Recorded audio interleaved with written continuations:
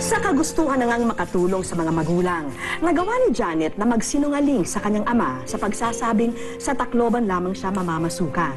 Pero ang kanyang amo pala ay pumupunta rin ng Maynila at madalas ay sinasama rin siya. Ngunit hindi lang yon ang inilihim ni Janet sa kanyang magulang. Pati ang muntikan na niyang pagkalunod sa trahedyang paglubog ng MV Doña Paz ay kanyang tinangkin. Hanggang sa tumagal ng tumagal ang paglilihim at di na muling nagkita o nagkausap ang pamilya. Nagimbal ang buong bansa sa sinapit ng MV Doña Paz noong ika-20 ng Disyembre 1987. Isa nga ito sa pinakamalaking trahedyang pandagat sa Asya. Mahigit 4,000 buhay ang kinitil ng kolisyon ng Doña Paz at MT Vector.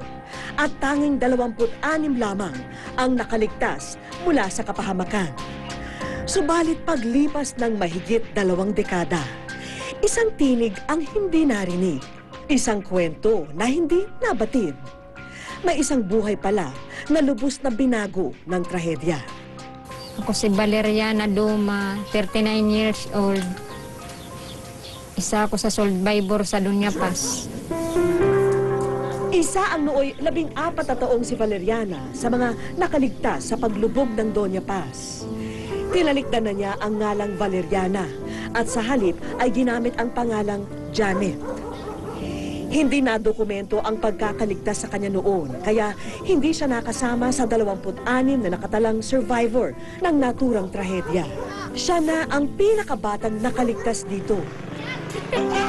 Sa kasalukuyay, naninilbihan siya sa isang pamilya dito sa San Miguel, Mexico, Pampanga.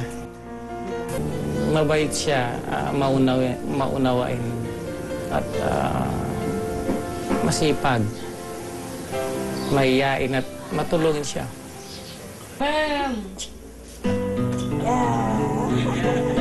Habang nasa ibang bahay si Janet, abala naman ang asawang si Edgar sa kanyang trabaho bilang laborer. Subalit, kahit anong kayod at pagod, parating hindi sumasapat ang kanyang kinikita mula rito. Dito sa Barangay Cabuña, Katubig, Northern Samar, naninirahan ngayon ang ama ni Janet o Valeriana. Musmus pa raw noon si Valeriana nang lisanin nito ang kanilang lugar. Nagpakulay ito, inanak, binatala siya. Oo, tinuyangan ko ito sa pagikan. Pinatanda na ng panahon at kahirapan ang 67 taong gulang na si Mang Jesus. Gayunpamay, ipinagpapasalamat ni Mang Jesus ang aming pagdating at sinulit ang pagkakataong makapanawagan sa nawawalang anak. Naruruyag na ak, makakulaw sa iyo. Kaya naihan ng oraya pakulaw. Valeriana. Hindi mag-anano man, kay waray man. Paggasto ak nga, sadang hanap ko sa iyo.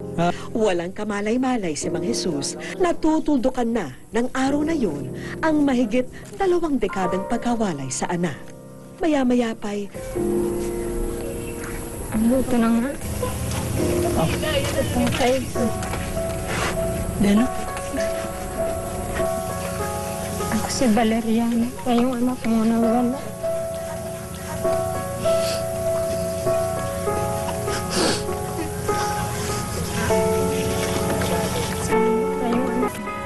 Sapat nang marinig muli ni Mang Jesus ang tinig ng nagbabalik na anak na si Valeriana. Nalipay gad aka ini na. Nalipay gad aka kita ko nakanak. Isang munting salo-salo ang aming inihanda para sa pamilya Duma.